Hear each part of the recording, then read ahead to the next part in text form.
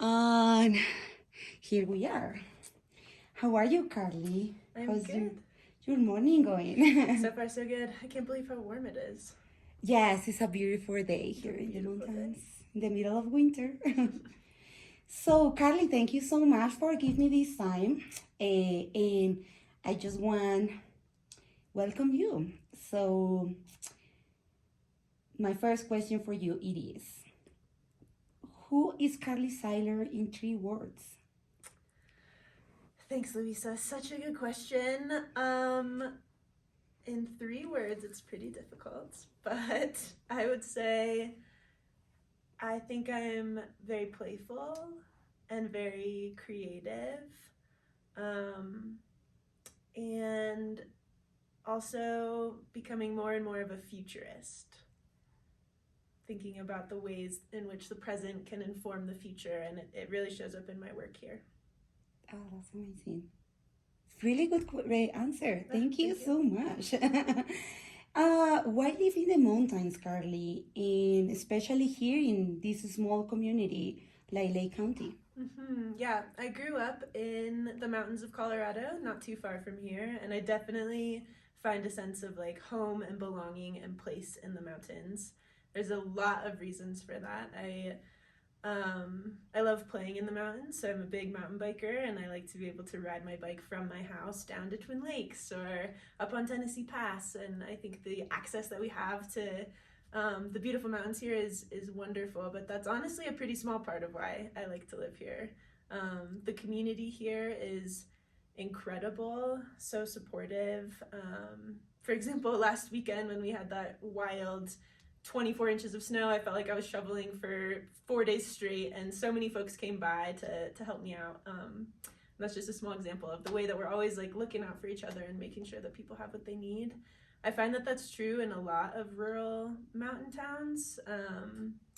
Everyone knows each other, so it's impossible to walk down Harrison or to go into a coffee shop and not see someone that you know, and that makes me feel really um, welcome, in every space that I'm in, and I really enjoy that feeling.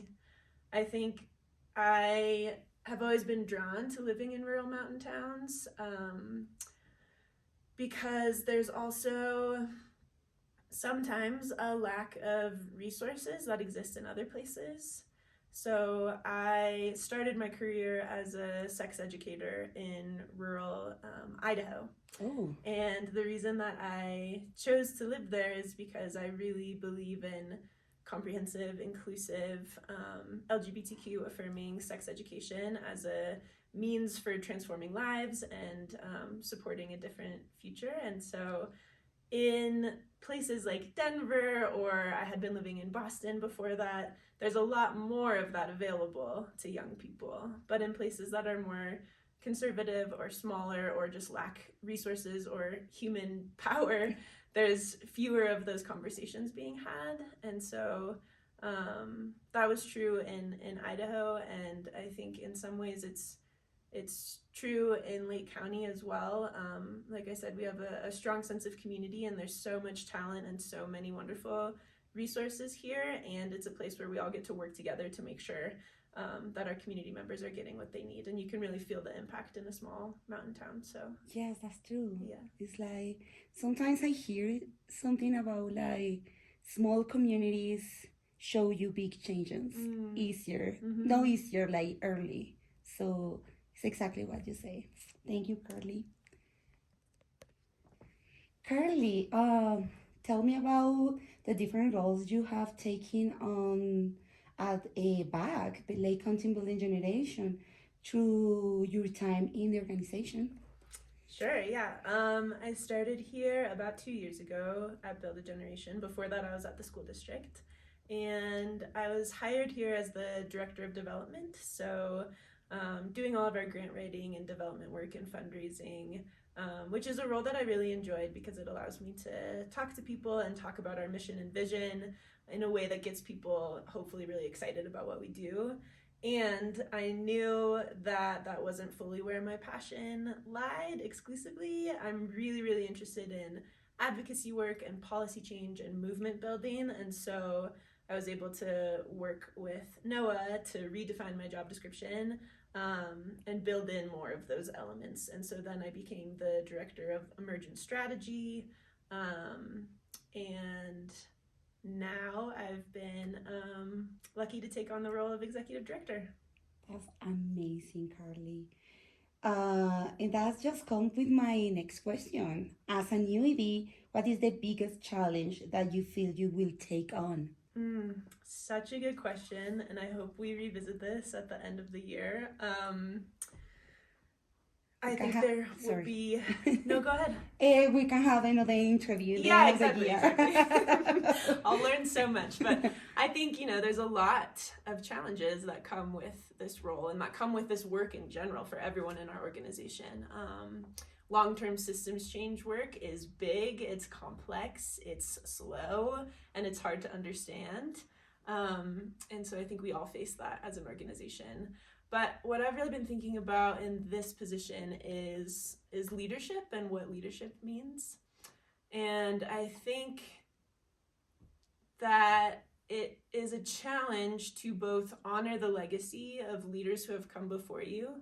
I really respect and admire Noah and all of the work that he did as executive director here. And I want to absolutely carry that legacy forward. And then the challenge with, providing my own sense of leadership in addition to that, and making sure that it's authentic to me and also that it represents what I care about and how I see the direction of the organization. I think, there's that challenge, which is more micro, but then on a different scale, I think it can be really challenging to be the progressive and radical leader that I want to be, coming into a space where leadership has looked a certain way, not just in our organization, but in systems broadly, right? It's the reason that we do the work that we do is because things aren't working well. And so I don't want to come in and perpetuate problematic leadership aspects that continue to keep systems of oppression in place. I want to make sure that I'm building on the legacy that came before me and breaking outside of some of those problematic ways that leadership and hierarchy have contributed to our society, while also making sure that I'm not straying too far afield. So I think that's a challenge I've been thinking a lot about. That's a very great and complex answer, Carly. Thank you so much. Yes. Carly, okay. What is your perception of the diversity of our county, and what influence do you feel it will have on your position as a new ED? Great question. We have such amazing diversity in Lake County in so many different ways, right? And I think our coalitions really reflect that, and I hope to build on that even more moving forward. But we have, as I mentioned earlier, so much talent, so much lived experience, so much expertise in our community. And like we were talking about earlier, the way that the world is working right now isn't working for everyone. And if we have the same people generating the same ideas over and over again, we'll continue to perpetuate the inequity that exists both in our community and beyond. And so I'm really interested in engaging with all members of our community to make sure that our staff and our coalitions really mirror the ideas and the demographics of our community more broadly, because I think that's where we can really build a collective vision for what we want in Lake County for our whole community. Without all of those ideas and perspectives, we won't be able to create the changes that we want to see. And so I think in this leadership role, and as an organization, that's something that we're always talking about. How do we include more and more ideas and opinions and expertise from our community? Thank you, Carly. Thank you for your honest answer. Carly, let's do this break ice. Tell us something random about you, like something no one will be expecting. Oh, man. I want it to be something so fun. Something random about me. I play the banjo and I love bluegrass music. And I was sharing with you that I used to be a sex educator in Idaho. It was such an amazing role, but I ended up basically quitting that job to travel around as a touring musician in a band. And so Wow. we were like, small time, we'd play at little bars and restaurants and things like that. But for a year, I traveled with my band and played music and sang, and it was very fun. Oh my gosh, that's something super random, Carly. Thank you so much for sharing that. Something interesting about our new ED and our past EDs, both of you have like a musician's skills and True. run 100 miles races. Wow, That's that's something true. nice. Yeah. Our community need to know Carly run the 100 race bike last year, Yes, in the mountains. That's amazing. That's Thank you. true. I didn't think of that. Thank you. Carly, what's the future do you imagine for Lake County Building and Generation under your direction as the new ED?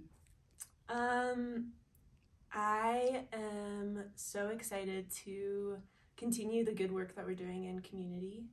We have our coalitions that are making amazing changes at the systems level and working with community members to build power and skills and knowledge to move the work forward in housing, childcare, youth development, tenants' rights, food access, and I'm so proud of the work that we've been doing, and I look forward to supporting that work moving forward. I'm also really interested in bringing more creativity to our work. I think a lot of our work is very strategic and logistical, and like we talked about, forward thinking, and it's long and slow, and it's important. As a backbone organization, it's really important that we keep an eye on that mission and understand how long it takes and hold the vision for the future. But I think in order to create the world that we want to live in, we need to practice creativity and being disruptive and being experimenters. And so I'm really interested in figuring out ways as a staff and also hopefully inspiring community members to really merge their creative minds with their strategic minds and not keep those things separate, but to really bring them together to our coalition work. I think a lot of times in America, due to large forces like capitalism and white supremacy, we don't see ourselves as the artists that we are. We think if you are a writer, then you can write. If you're an author, maybe. If you get paid to do the work, then you can claim yourself as an artist. So only if you are a professional singer should you sing. Only if you are an artist by trade should you paint. And I don't think that's true. As human beings, we have so much capacity to be creative, and right now the way that our lives are set up, and because of those large forces, we aren't practicing our creative capacities. And I think without that practice, we will always exist in this world where we're perpetuating oppressions because we're not spending the time to disrupt that and to really bring our full humanity to the work that we're doing. And so what I hope to do through my work at Build a Generation is to build in practices together where we're actually meeting in spaces and opening up those parts of ourselves. And I think that will really contribute to our coalition work in beautiful ways, hopefully. Wow, that's very, very deep and beautiful, Carly. Thank you so much. Okay, last question, Carly. What is the biggest fear you have in life? Wow, Louisa. That is quite the surprise question. The biggest fear that I have in life? Oh my gosh, how deep do you want me to get here? We already talked about art, about your past, about your present, your future. Now I just want to talk about your very, very future. My biggest fear in life. I'll keep it light, and I'll be quite honest with you. This is also a random fact about me, but my biggest fear in life is frogs. Oh, wow. I actually had a really horrible experience when I was younger that I know was much more traumatic for the frogs, but for me, it really made an impact, and now I can't be near frogs at all. They make me like so nervous. And what happened was I was a young girl. I was playing on the patio with Barbies. And I can't remember all the details, but in my head, this is what happened. We opened the grill and all of these baby frogs started jumping out. Oh. And they were all over the patio, and we were scared, and so we started running, but we were barefoot and we were stepping on the frogs and squishing them, and it was so gross. And again, I know that was worse for the frogs than for me, but now I have a very big fear of frogs. Oh, that answer really surprised me. Thank you so much for being here with us and with me. Thank you so much for being here with me. Yes, thank you, Lisa. And good luck in this new step in your life. Thank you. I appreciate it.